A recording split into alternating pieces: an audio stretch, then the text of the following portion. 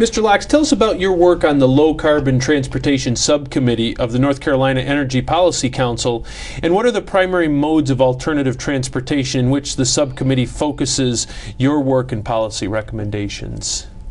Just to give you a little background, this particular Energy Policy Council was established over a year ago.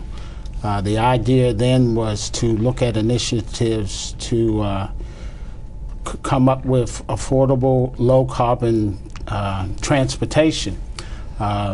We spent the first year up until the end of the short session trying to come up with recommendations to submit to the General Assembly. Once the short session was over, our task was to come up with a comprehensive plan that we can give to the General Assembly next year. We have focused primarily on reducing roadway trafficking.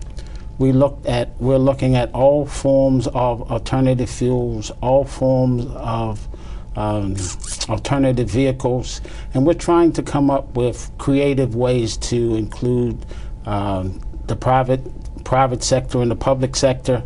We're also looking at tax incentives and incentives so that they can be part of the picture. When you asked what kind of alternative modes for transportation are vast, and we're at an early stage now, so we're supporting just about all forms of transportation. One of the problems that we do have, and most people recognize this, is we have a carbon intensive system and everybody loves their car. The real issue is how do we get people to change their behavior so that they will use alternative fuels and recognize the impact that all of the greenhouse gases and CO2s is causing to their quality of life.